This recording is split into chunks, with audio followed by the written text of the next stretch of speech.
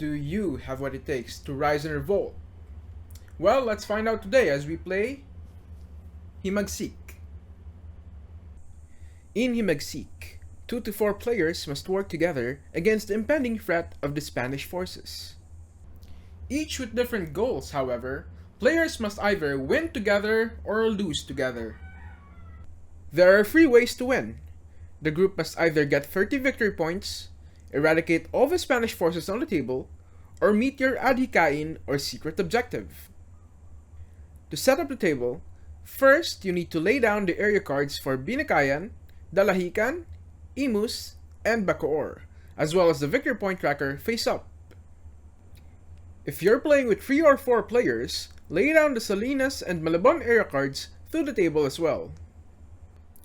Next, shuffle the Mandato, Taktika, and Kaganapan decks respectively and set them on the table. But before that, separate the cards with the name Relentless from the Mandato deck. Depending on the number of Relentless cards, you can play with different difficulties. The more Relentless cards you add to the deck, the tougher the Spanish forces will be. The easiest game mode is to not have Relentless cards in the deck. But if you're feeling the challenge, add in all 8 Relentless cards. Now, take a pick of which general you want to play as. Each general has their own respective special ability and starting resources.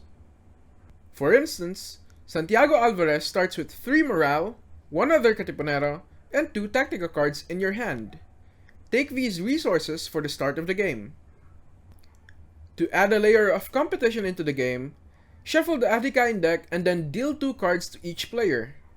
Choose one and that will be your secret objective for the game. Keep it secret, you don't want anyone to sabotage you from winning. Next, roll the 2 12-sided dice. You now choose which area to occupy based on the numbers in your roll. If you rolled a 2 and a 5 for example, you get a choice between starting in Binakayan or in Imus. More than one player can occupy an area, but it would leave other areas vulnerable, so choose where to start wisely.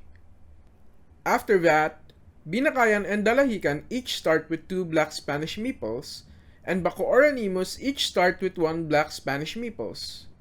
Malabon and Salinas start with no Spanish occupying them.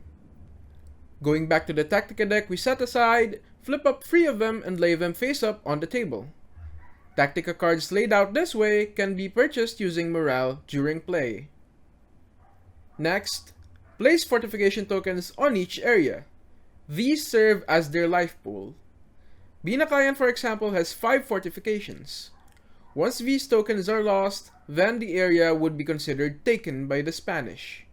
That area can still be occupied by players, but they will gain no benefit from doing so. The player in the lowest numbered area takes the first turn. In case there are more than one player in the lowest numbered area, they must break the tie through dice roll, with the higher roll going first. Now, we can finally start the game. Himagsik is simple and it only takes 4 phases in each player's turn. The draw phase, the buy phase, the flip phase, and the pass phase. During the draw phase, the player must draw 3 Mandato cards. The Mandato cards are the main way for you to declare movement for the turn. You now need to play a Mandato card. A thing to remember is that all the players must follow the lead of the person taking the turn, so when you choose a Mandato card, then all the players must commit to it as well. In this instance, the deploy Mandato will have everyone follow the main effect on the top, to deploy a Katipunero clockwise starting from the player to your left. Once it's your turn to resolve the effect, you must also resolve the leader effect indicated on the card. Once you finish resolving these effects, return the remaining 2 Mandato cards you drew to the bottom of the Mandato deck. The next phase is the buy phase. During this step, you can buy face-up Tactica cards on the table based on the cost indicated at the top of the card.